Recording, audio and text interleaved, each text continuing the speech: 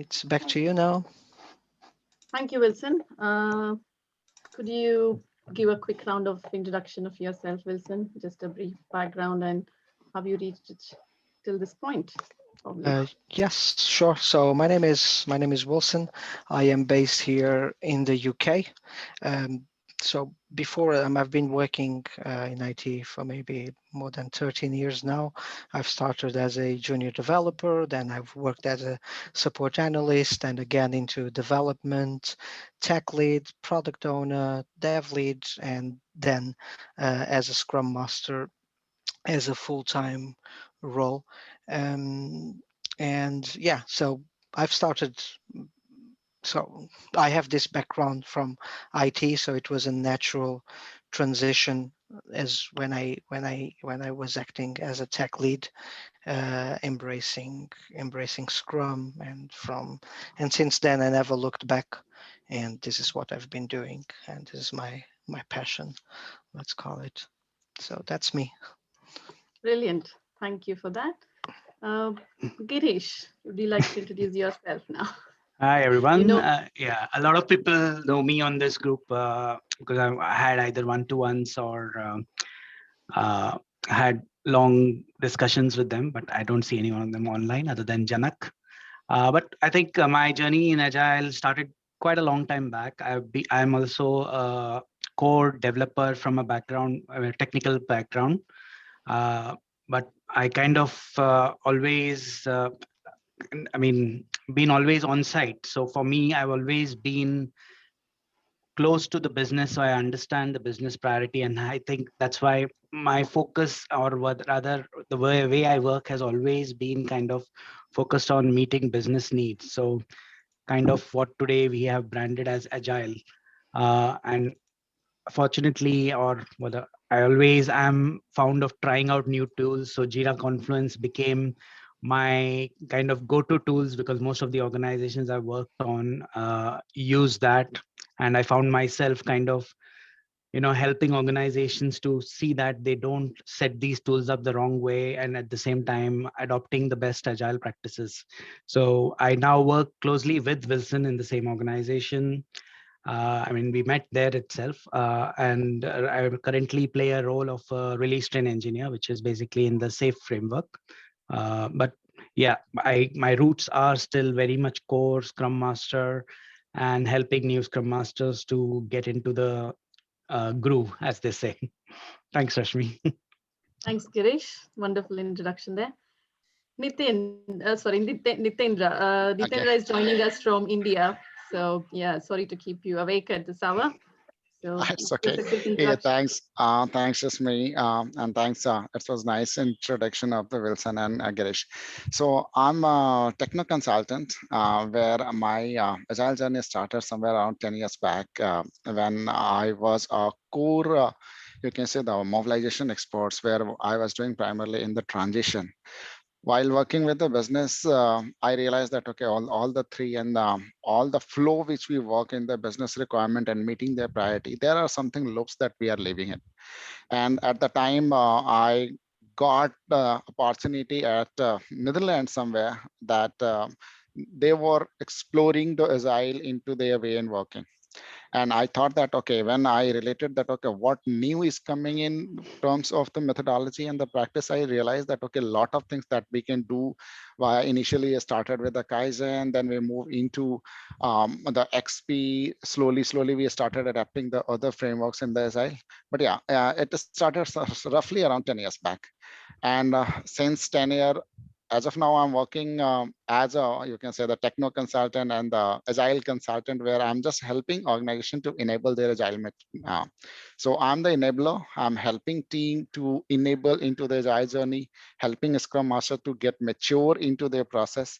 And also that is one thing, it's a fun doing and helping team together. So that's why I'm coming up from this background. Brilliant. Thank you, Nitendra. Yeah. It's a very long journey you had there, but of course, you all are very seasoned Scrum Masters here, helping out us with the Q&A session today. Okay, without further ado, I think we should jump on to the questions that we received now. So the first and foremost question I'd like to pick up is it's the very standard commonly asked question. Which one is the good certification for Scrum Masters? Is it PSM or CSM? Wilson, would you like to answer that? I was about to drink water. So, Yeah, take a sip. look, I think both of them are good. PSM is from Scrum.org, and CSM it's Scrum Inc. I think it's called Scrum Inc. now, or Scrum Alliance. Scrum Alliance. Yes. Yeah. So both, so the people behind these two organizations are both the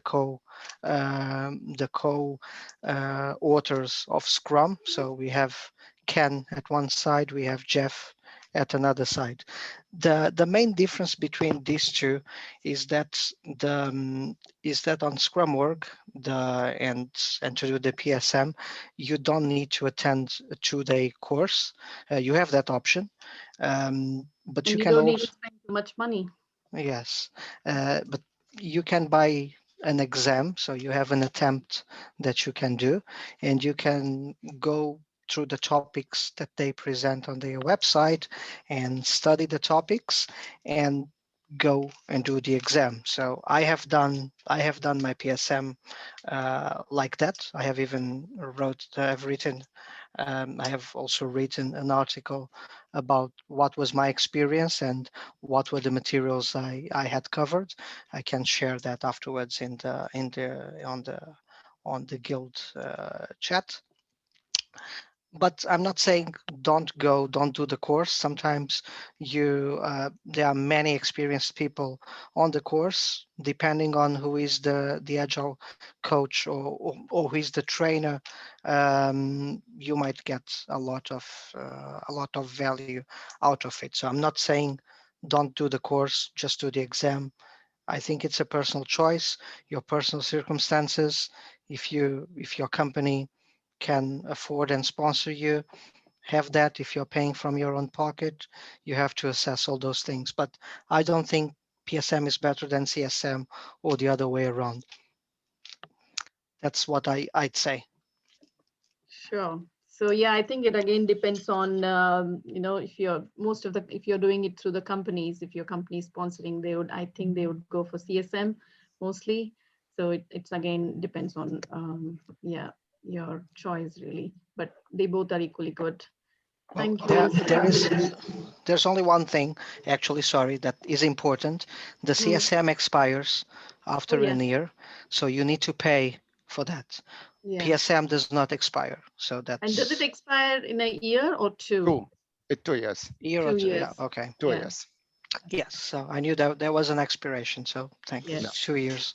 2 years it is. But the PSM also have the course and have trainers, so it's not that the PSM doesn't have. You can still go through your company if they pay and do the 2-day course with the trainer. Yeah, and also I've observed that CSM is relatively easier than PSM.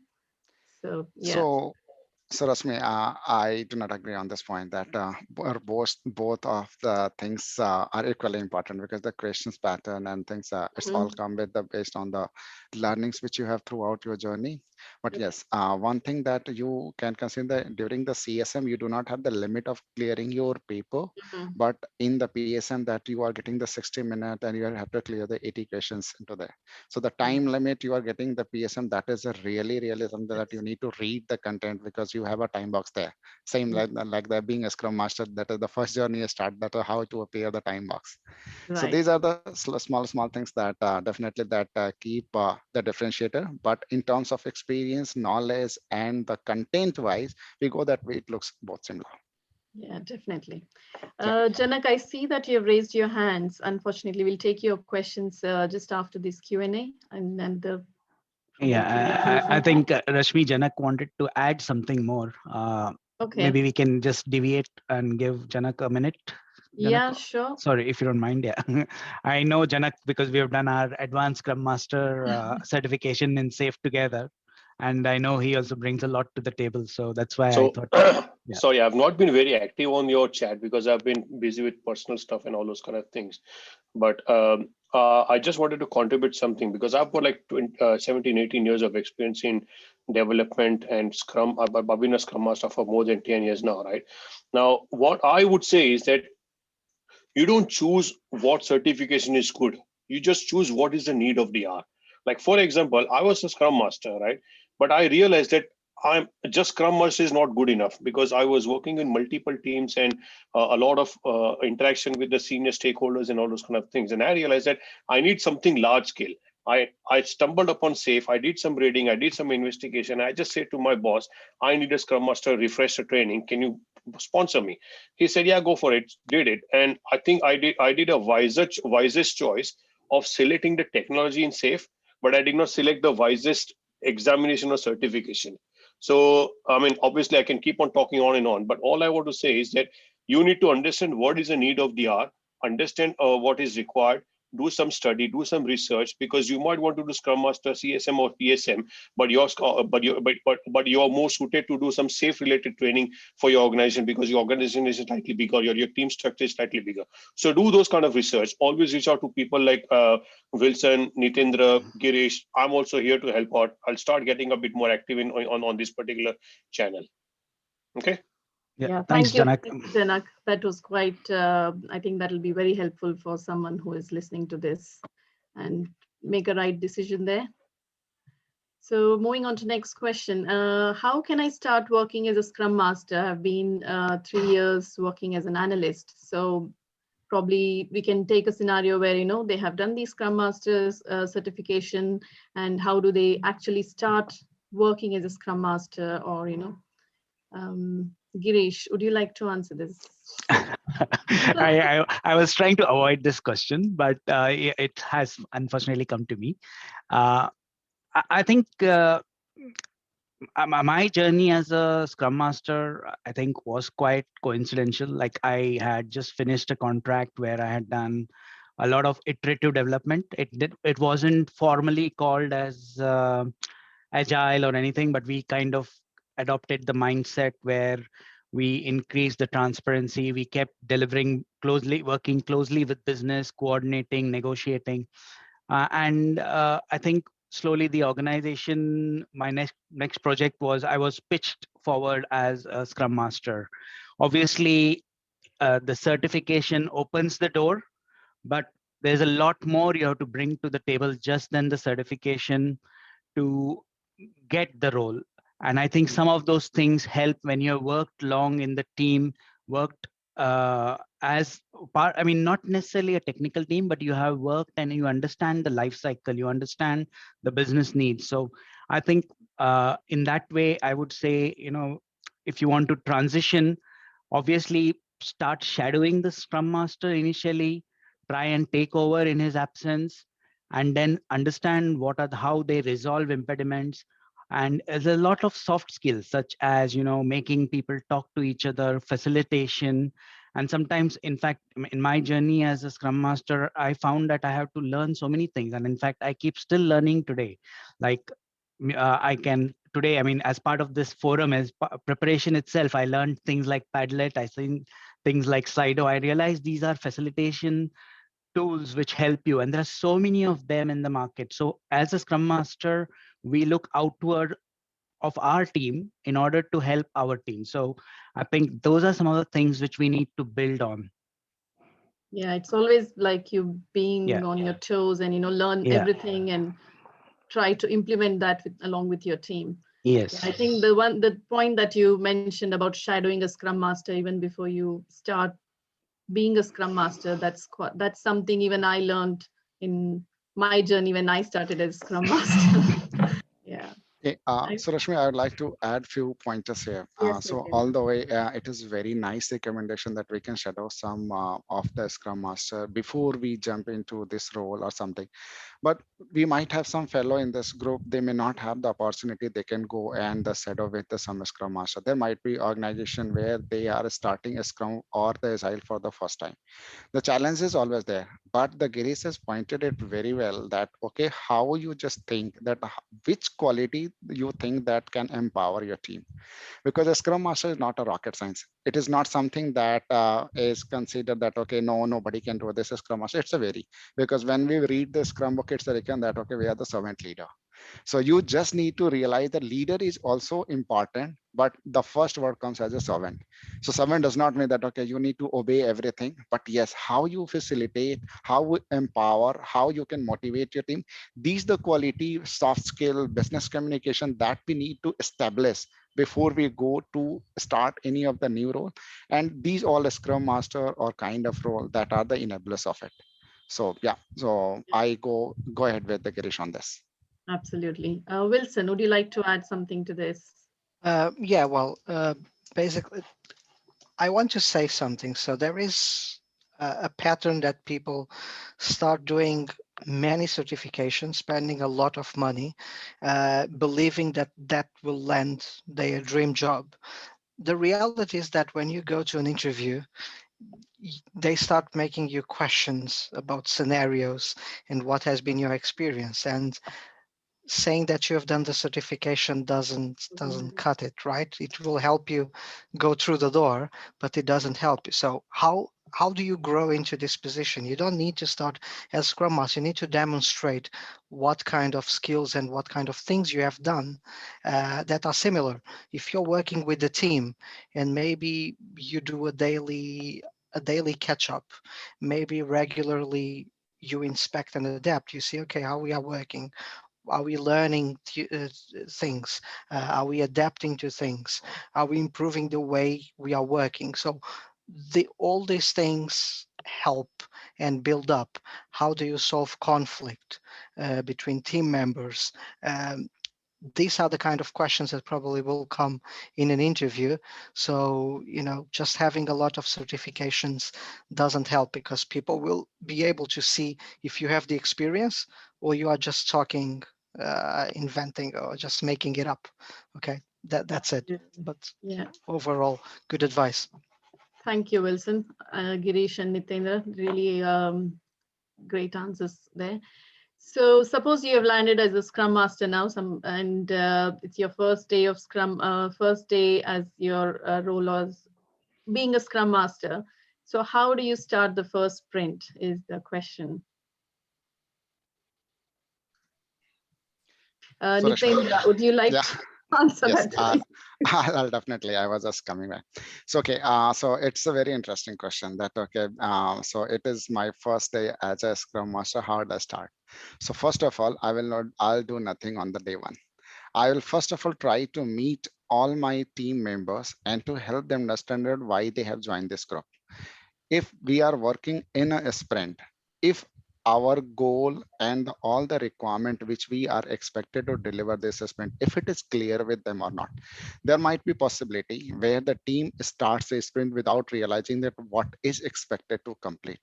First of all, I check all the logistics requirement for them, the facilitation, their workshops, their learnings, their impediments, everything has been categorized.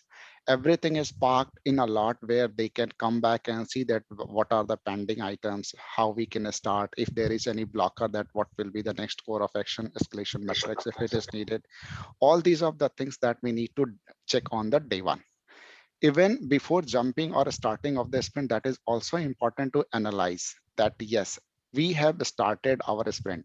Do we have the definition of ready? Although I'm using the abbreviation that DOR that we call, do we have sufficient information in our bank to start my sprint? These all the logistical requirement, I will create a checklist for me, and I will tick every single dots that yeah, I have completed this. There are all the meeting service and ceremonies has been aligned. All the team members know each other. If there is any impediment, if their leave plan, everything has been, I will create a list for myself. I will check everything. If there is some need to change, alter, or add, I will try doing on my day one before I jump into other activities of the Scrum. Right. So what you're saying is we can't really jump on beginning the sprint on the day one. So we just do the background work, understand the team dynamics, and see the way they're working already, and yeah. And then So even So if I am a Scrum Master who is working on the multiple sprints, when I know every team members, then my maturity and my practice will be different. But here the question which I understood, this is my first day in the sprint and I joined as a fresh Scrum Master. So definitely, since I don't know anything about that, first of all, I need to train myself that what I'm going to deliver. Until unless I'm not clear that okay, what is expected out of this sprint, who is my stakeholder, who is my counterpart, then I may not be able to solve the problem if they are coming up with some questions. So that's why it's a necessary that okay, at least my background work is completed before I put and support someone else. Definitely, yeah. Wilson, do you have anything to add to this question? No, well, I think Nitendra had mentioned most of the things. One of the things I do usually is I go meet one by one. I do a one-to-one with every team member, and usually I have a set of questions I do, how they are feeling, what is working best within this team, what they feel it's the objective of the Scrum team, um, what is one thing that they would like me to help them with. So all these things, because when you start doing this, you start having creating a picture of how is it and what are the problems that are there. And as more you talk with more people, if there is one thing that comes repeatedly, you know, okay, that this is something that I probably need to understand how can I help. And one other thing that Nitendra said, and it's really good and that really helps, don't focus only on the team. Start focusing on the surrounding, start meeting the stakeholders around. Maybe some teams have a release management that is somewhere else. Start meeting the release manager, the end-to-end test manager, uh, and other people, because most of the times the impediments that the team has is not within the team. It's related with this stakeholders around the team. So that's one of the things that I usually do all the time. Yeah, absolutely. Janak, do you have anything to add? I see you raised your hand. You're on mute. Yeah, sorry. Yeah. The only thing I want to add, and I think what Wilson and Nitendra has said is spot on, but I think when I go to a new team, I ask them, do you actually need me? And if you need me, why do you need me for? Right? Because as a Scrum Master, I think my core skill is, I'm not talking about I think this skill of the core skill of a Scrum Master is problem solving, helping them resolve their issues, resolve their impediments. And if you can basically come up with a list of issues that the development team has, the QA team has, the stakeholders has, on the organization itself has, and start working on those things, I think that's where all these things will start happening properly, right? One other thing that I've implemented quite successfully in multiple teams is when I join when I have a new team, right? A new project is starting, a new team is starting, or sometimes the organization is old, people are old, but the team is changing, right? So for that kind of situations, what I do is I just basically say, okay, for the first 2 or 3 sprints, I let them a free hold of what they want to bring, how they want to bring, do the estimation on runtime, because we don't know the velocity. If we don't know the velocity, how are we going to tell you or tell the stakeholders to how much they can do? So for 2 or 3 sprints, I just basically let them do what they want to. And after the 2 or 3 sprints, I average out the velocity and all those kind of things and say, okay, from sprint 4, this is the velocity, this is how much work that is going to go into the sprint. So it's a combination of Kanban and Agile that I want to do, Scrum Ban if you want to call it, and then basically start implementing those things. There are various tips and tricks that you can implement and you can apply. At the end of the day, as I said, the role of a Scrum Master is to make himself redundant, right?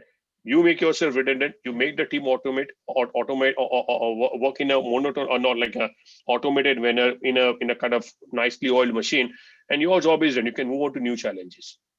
Absolutely, yeah. Yeah, I think the term is high performing team. Make it a high performing team. High performing Yeah, team. self-performing Yes. team, as I want to call it. No Self-organizing. Yes, Self-organized self-organized. team. That's the right word. Mhm. Yes. Girish, do Self-organizing. you have anything to add? I think people have covered most of it. I mean, there's nothing more I can add to this. The next question is, how do I gain trust from my team as a new Scrum Master?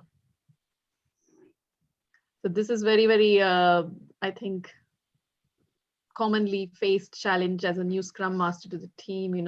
they will have some reservations or some they don't want to do certain things. So I think Wilson, I want to ask you this question. How do I gain trust of my team as a new Scrum Master? Yeah, this is a very interesting question, and I think without trust within the team, not just between the Scrum Master and the team members, but even between the team members, there we'll never get to this high-performing team that we are talking about. So I feel that one of the things is deliver on what you say. If you say that you're going to help, do whatever you can to help and keep the team in the loop. If you get to a dead end, you say, look, I've tried this. This is what I've done. I couldn't go further than this. What do you guys think we can do?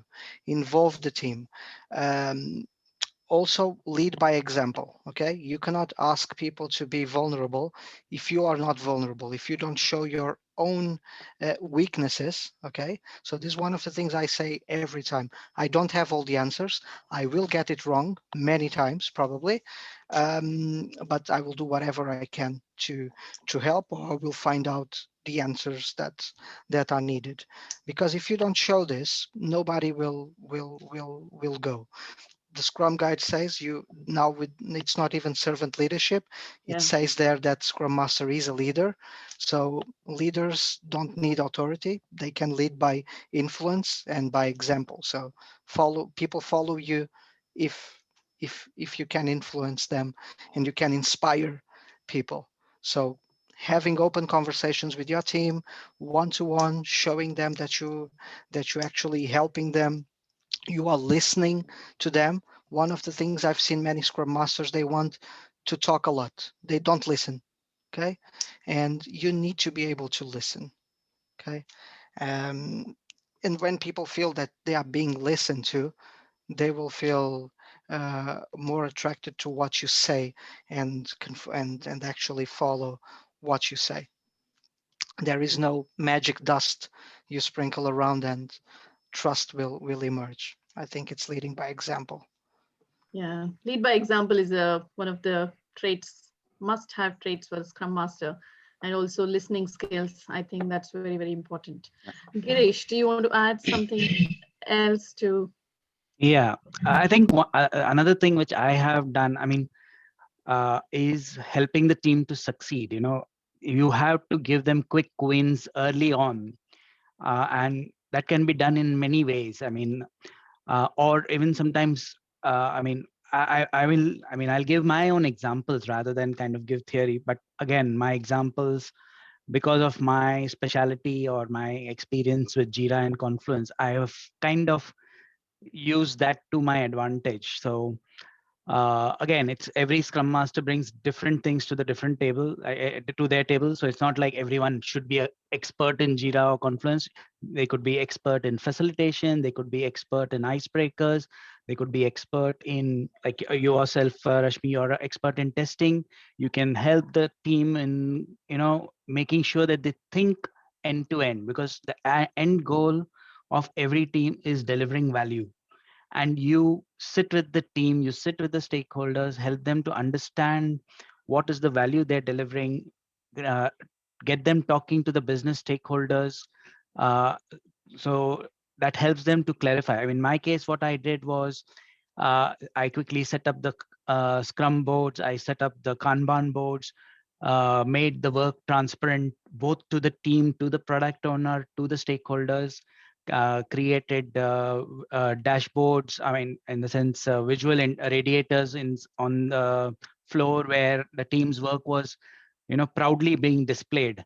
And not only that created a self-awareness, but also the team felt proud that, you know, yes, you know, people can see our work progressing and going all the way to done.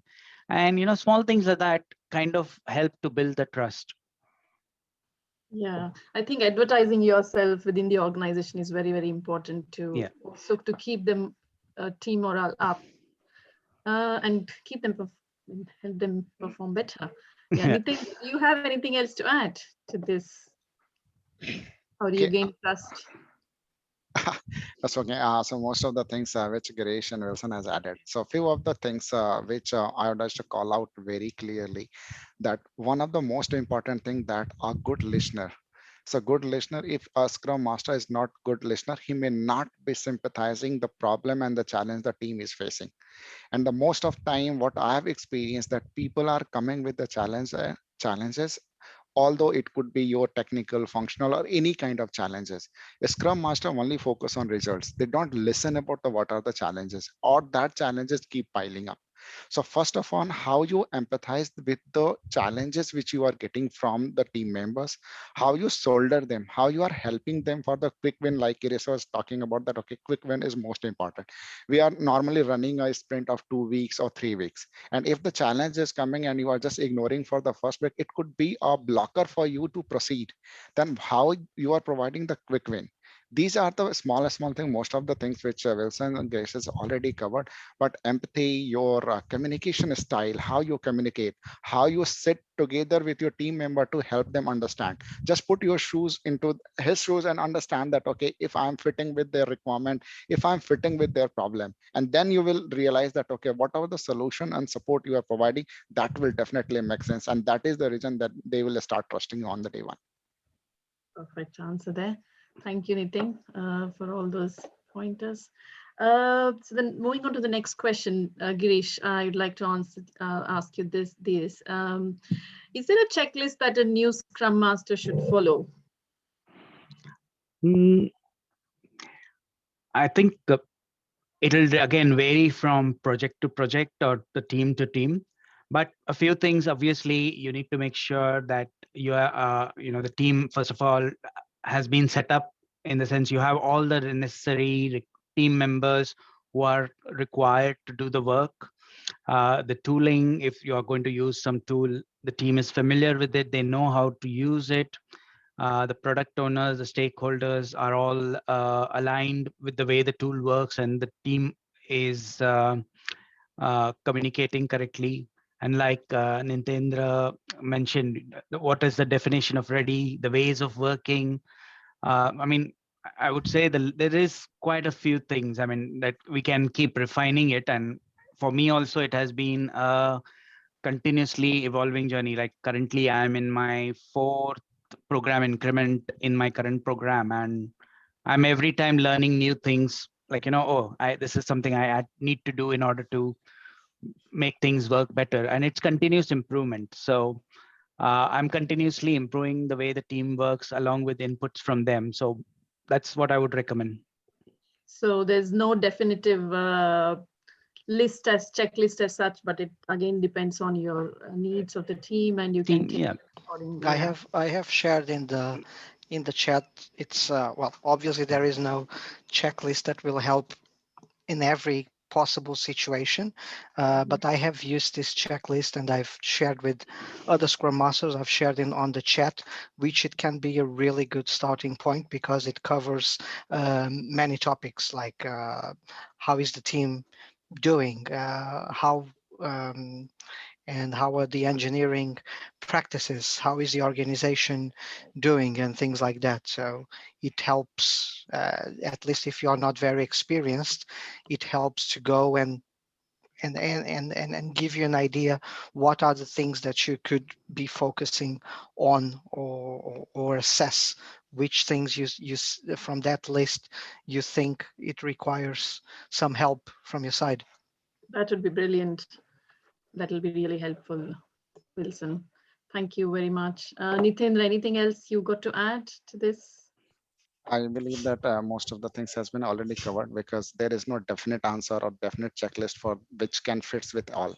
Because everyone know that ceremonies are there, that ceremony has to be aligned, your checklist, your definition of ready has to be aligned and everything. But yes, there is no definite answer that there should be standard checklist, because all the visuals and everything we are getting from the tool which we are getting even from the ALM, any of the ALM we are using for the Jira, Rally, or whatever the app, the tool you are using for all the other facility of the doing all those kind of dashboards. But yes, there is no definite answer, but yes, the most of the things which they are covering up, that are the standard checklists that we can follow up. Sure. Thank you. Girish, you got something to add? Yeah, I just wanted to add something. I think sometimes we need to be also sure of what we shouldn't be doing. I mean, I've often seen Scrum Masters fall into the trap where they become like, personal assistant to the team. So they often take up the role of, updating Jira for the team, or organizing the meetings, which is not necessarily required. And sometimes people are just happy to do that and step back. And that's not what a Scrum Master is. A Scrum Master is not a PA to the team. He's a leader. He is a person who removes impediments, and in many ways be also, like, sometimes firm enough to push back to the team, or to let the team fail at some times, to let some lessons percolate through. So it's lots of tips and tricks, but don't fall into the trap that Scrum Master is the person who updates Jira for the team. That's just a short note I wanted to add. Definitely. He's more like a facilitator and not, Yeah, he can help, but the team shouldn't be dependent on the Scrum Master all the time, and they should be able to do it themselves. Even if he's not there, they should be able to do the stand-ups and retro and stuff. Yep. I'm very conscious that we've overrun 2 minutes of this Q&A session. I know there's still plenty of questions to be answered. Maybe we can do another session soon to get these answered, or we shall discuss this later in the chat maybe. So I think now is the time for open mic session for audience to ask questions. So do we? So if you could raise your hand so that we can go by order if there's any questions, and I think we have Janak. On which, I'm just saying for the rest of the people so that they know and they can raise their hand if they want. Okay, so I think my recommendation is going full agile on it, and just like retrospectives every 2 weeks or so, just have a regular session, because first session there are too many questions and you'll never have so much of time. You want to time box everything, but the questions are such interesting questions that invariably we'll get into details. Everybody wants to contribute. Like, okay, a lot of people unfortunately don't have enough experience, but the 3 or 4 people who have got experience we would like to speak a bit, and you can't basically do a stand-up. You can't do it in time box way. So I would recommend doing it every other week or once a month at least, and see if you can get all these questions answered, because I've gone through the questions. They're all valid questions, and not answering these questions would be an injustice to this group. Absolutely. I think the challenge we have here is if people are joining from India, it's just the time, it's quite late. And I think after March 31st, we'll be a bit more closer, in terms of time gaps. So nobody goes to sleep in India until 11 o'clock. Don't worry about that. I think we have Pankaj now. Yeah, Pankaj. That's good. Pankaj, you can unmute yourself. Right. Okay. I'm Pankaj Sharma, and for strategic reasons, I have not, opened my video camera, because otherwise I wouldn't know what part will be visible or not. I'm still quite new to Zoom. Right. So my question is, I'm also an experienced Scrum Master, and I'm based out of UK at the moment. So my question is, from the people who are experienced Scrum Masters, what is the biggest challenge that you faced in your career so far? Just one, the biggest challenge as a Scrum Master. Wilson, do you want to take that question? Yeah, so I am only allowed to say one. So therefore, I'll respect that. And I'll say a lack of transparency. People, teams, organization, units, they are not transparent with what is important for them, or what is actually the things that they are doing. How is that going to benefit? I think transparency, it's been one of the things that I've seen that hinders the most the teams. Yeah, especially in large organizations. In small organizations, no, maybe not, maybe other challenges, but I'm assuming that many of you work in large orgs. I think lack of transparency is definitely one of them there at the top. Not alone at the top, but one of those. Okay. Janak, do you want to add something to this question? Okay. Yeah. I think the biggest challenge that I have faced personally is most of the time the senior stakeholders, all the with the CTOs and CIOs and CFOs and CEOs, right? Or they only care about when will the project be delivered, right? They don't care about the story points. If you tell them, okay, this team's velocity is 100 story points and this team's velocity is 50 story points, they say, why is this team doing only 50 story points? So actually converting the efforts into the time-based things that they expect, or rather the other way around, educating them into not looking or thinking about time, but basically trying to break down those things so that it is they understand it's an incremental thing, and they need to create an environment where the team will do much more, get their velocities higher, kind of enable them. That I feel is the biggest challenge for any Scrum Master. So have you overcome this challenge, Janak, by educating them? Did that help? I'm still trying. And what I have realized it that at certain point of time, no matter how much we try, they will still work on time-based projects, right? So what I say is, if you don't want to, either you go to some courses and get educated on Scrum and Agile methodologies. I can explain you, but you won't understand. If you don't understand, you want like a more senior member or a more of an Agile coach, or they sometimes want to bring in consultancies and all those kind of things. So that's fine. You can do that. But what I have effectively done is I've given them their timelines the way they want to, and I've managed all the Agile processes within, right? And I got a very good boss 2-3 projects ago, and he said, Janak, I don't care how you do it. You do Kanban, you do Scrum, you do Agile, you do project manager, you go and do this Microsoft, what was that? Microsoft projects or whatever it is. I just want this deadline to be missed, to be hit, and I want regular updates from you. And there was a very transparent relationship that he had. He wouldn't bother with me on day-to-day questions because I gave him reports whenever he wants to. Sometimes it is weekly, sometimes it is boring.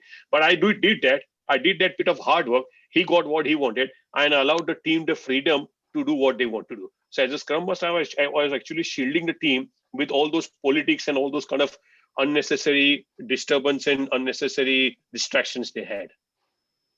And I gave them what they were. I had to do a bit of extra work, but I'm a Scrum Master. I love doing that. So I don't mind doing those kind of things.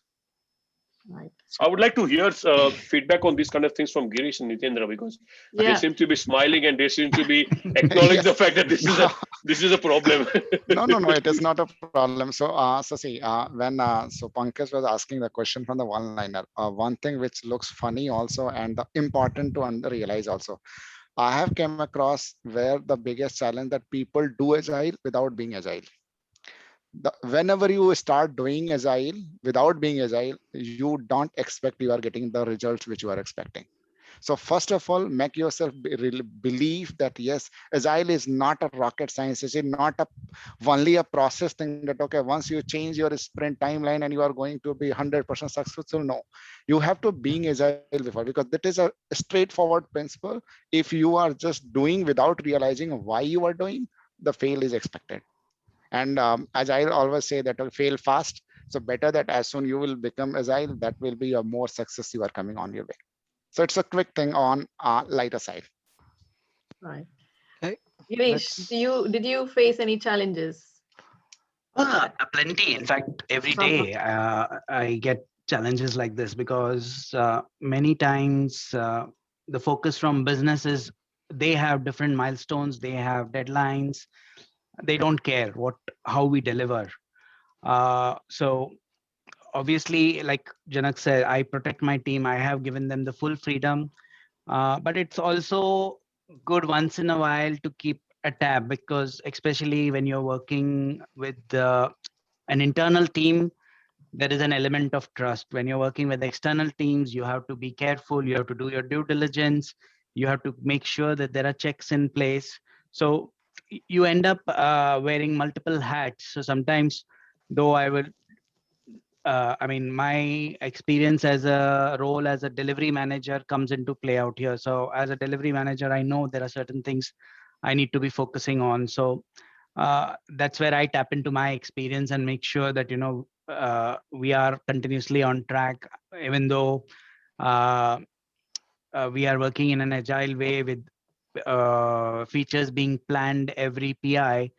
My product management team, or rather my business stakeholders, say, well, what is your plan to go live? So it is, and when you say what is go live, for them they want everything. So when you're not even planned stuff, they want to go there. So it is a huge mindset change which requires to be done with everyone, and it's like patiently going through saying the same thing every day to them till it kind of till you're on the same page. Sure. Pankaj, I hope you got some satisfactory answers there. Otherwise, the team is always there and available on the chat for you to, give them a nudge. Anurag is next raised hand. So I'm just going to unmute Anurag. Thank you, Rashmi. Thank you, Rudy, for the wonderful insight about the different questions. My question is that what is the right time when a Scrum Master to think on the scaling? I usually work on the safe, and people always say like the safe is a waterfallish, and even some of the people from the US government also says like they have not done something good with the safe, and they feel like the waterfallish. So didn't get like what agile value is missing into the safe. So if you can help me with these two answers. Girish, I want to point that to you. Yeah, as a safe program consultant, Yeah. I guess that comes default to me. Uh, if you look at it, yes, safe does look. I mean, if you look at it in the adoption of safe has been a lot more in a lot of big organizations because it helps them to adopt it quickly. So if you look at it, the way I see safe working is, let's bring up some framework which today most organizations are already using, and let's get them in the bandwagon and try and move iteratively. But to be honest, I mean, I've looked at safe, and it's also the interpretation of some of the things, the way it is implemented. Like some organizations I've seen, what they do is the PMO team takes ownership of leading safe in their team, and all they do is retrofit their existing processes into safe, which is not what should be done. It is, they take their existing organizational hierarchy and push it into safe. So all program managers become solution train engineers. All project managers become release train engineers. That's not how it's supposed to be. It is, you need to go through the formal way of how you set up your agile release train. You understand the operational value stream, they do the development value stream, and then create the arts. But most people skip that level and straight away jump into safe. So again, it's a learning journey. It's a long journey. It will take time for many organizations to reach that maturity level. But again, Anurag, feel free to ask questions on the forum. We will try and answer it as much as possible. Thank you, Girish. So we are just 1 minute. We got just 1 minute left. I'd like to thank Wilson, Girish, Nitendra, and of course Janak for giving your valuable time and giving inputs to most of the few of the questions that we answered. So I really hope to conduct further sessions like this and get more questions answered, or we could do a separate session on a different topic. So I hope this has been useful for all the new Scrum Masters out there, or people who are looking to be a Scrum Master or planning to take up the certification. Wilson has kindly shared the feedback form, which you can see on the chat. So if you can please fill that feedback form for us, it'll be really helpful for us to improve on our next sessions. And probably we'll also try to have a longer session next time, or like, open mic sessions throughout to, discuss and yeah, answer any queries. Once again, I'd like to thank you all for joining from UK and India, and hope to see you all soon again. Yeah, thank you. Yep. Thank you, everyone. Thanks, Have a Rashmi. great It was weekend. wonderful session. Have a nice weekend, everyone. Thanks. Thank you. Bye. Right. Bye. Bye-bye.